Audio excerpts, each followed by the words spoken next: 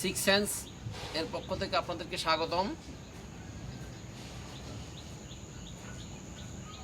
আজকের লাইভ পর্যালোচনার জন্য আপনাদেরকে আহ্বান করছি।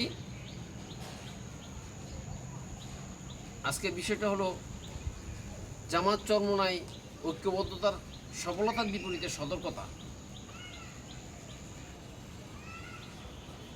সম্মানিত দর্শক শ্রোতা, বাংলাদেশের কোনো মঙ্গল কিছু আসার সম্ভাবনা দেখলেই দেশি বিদেশি ব্যক্তি ও একত্রিত হয়ে উঠে পড়ে লাগে কিভাবে ভালো কিছু ভণ্ডুল করে তাদের ইচ্ছা, তাদের স্বার্থ বাস্তবায়ন করতে পারবে। বিনিময়ে দেশি অপশক্তি পাবে অবাঞ্ছিত ক্ষমতা ও কাড়ি কাড়ি ডলার, আর বিদেশি শক্তি বাংলার স্বাধীনতাকে হরণ করবে। এদেশের সূর্য সন্তানদের হত্যা করে গুম করবে, বাংলাদেশ দখল করে চিরতরে বাংলাদেশের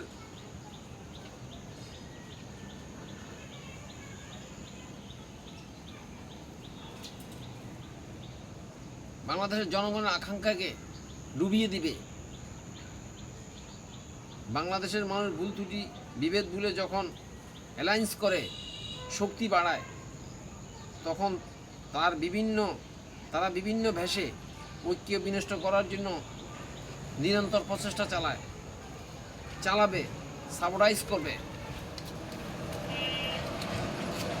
অতএব হে বাংলাদেশি ভাইয়েরা, ঐক্য নামের যে চারাগাছ তোমরা প্লান্টেশন করেছ, তাকে দীর্ঘজীবী ও ফলদায়ক করার জন্য তোমাদের অত্যন্ত প্রহরী হয়ে সতর্কতা ও সর্বোচ্চ ত্যাগের মহিমা দেখাতে হবে।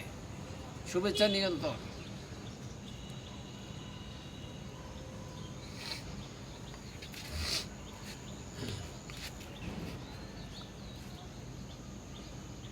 আসসালামু আলাইকুম। সম্মানিত দর্শক শ্রোতা, সিক্স সেন্সের লাইভ পর্যালোচনার জন্য আপনাদেরকে স্বাগতম। থাম্বনেলে দেখছেন আজকের এপিসোড হচ্ছে রিজার্ভের যথোপযুক্ততা ব্যবহার বাংলাদেশের অর্থনীতির বাস্তব অবস্থা ও করণীয়। প্রথমে আমরা বলবো রিজার্ভ কি। রিজার্ভ হচ্ছে ধীরে ধীরে সঞ্চিত কিছু সম্পত্তি, যা একজন ব্যক্তি বা রাষ্ট্রের বিপদকালীন সময়ে রিজার্ভ ব্যবহারের মাধ্যমে সমস্যার সমাধান করতে পারে। আর রিজার্ভ দেখিয়ে আন্তর্জাতিক ব্যবসার ভারসাম্য বজায় রাখবে। অন্যদিকে বাংলাদেশ যেহেতু আমদানি নির্ভরশীল রাষ্ট্র, সেই ক্ষেত্রে যথেষ্ট রিজার্ভ থাকতে হবে, অর্থাৎ আমদানির রেশিও অনুযায়ী রিজার্ভ।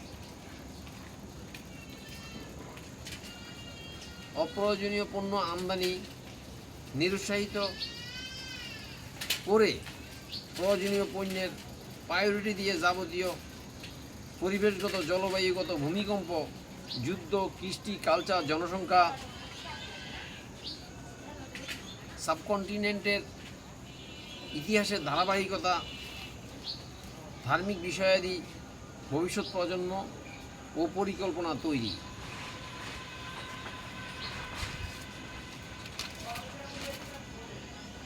করে রিজার্ভ তিলে তিলে সংরক্ষণ করতে হবে। এক্ষেত্রে আরও প্রয়োজন এজাতীয়তাবাদ লালন ও সংরক্ষণকারী একদল সৎ ও যোগ্য জনশক্তি। সম্মানিত দর্শক, রিজার্ভ যদি বেশি হয় তাহলে বিপদ বাড়তে পারে। কারণ বাংলাদেশ টাকার ব্যবসা করে না, বাংলাদেশ পণ্যের ব্যবসা করে। বাংলাদেশ ক্ষুদ্র অর্থনীতি দেশ। এ অঞ্চলের অবহেলিত গরিব জনগণ যদি রিজার্ভ অনাকাঙ্ক্ষিতভাবে বেড়ে যায় বা রাখে কর্তৃপক্ষ, তাহলে উন্নয়ন সম্ভব নয়। কারণ অর্থনীতি সীমিত। এই প্রতিযোগিতার প্রতিযোগিতার বিশ্বে মানুষের চাহিদার বিপরীতে অপ্রয়োজনীয় অর্থ দাঁড় করে রাখার কোনো সুযোগ নাই। যতটুকু সম্ভব রিজার্ভকে ব্যবহার করতে হবে, প্রয়োজন মতো রিজার্ভ। কারণ রিজার্ভ বেশি হলে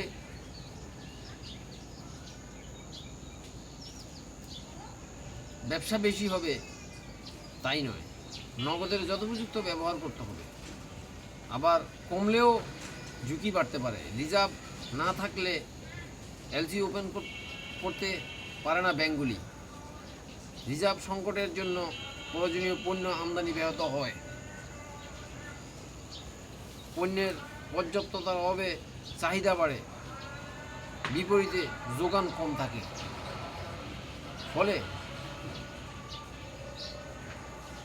স্থানীয় বাড়তি মুদ্রা লাগে পণ্য সংগ্রহ করতে। অসাধু ব্যবসায়ীরা সিন্ডিকেট তৈরি করে ব্যবসা ম্যানিপুলেট করার চেষ্টা করে। সরবরাহ চেইন এর ধারাবাহিকতা নষ্ট হয়। পণ্যের অভাবে দাঙ্গা, বিপ্লব, জনরোষ তৈরি হতে পারে। সরকার পতন হয়, হত্যা, বিবিধ কাজ সংগঠিত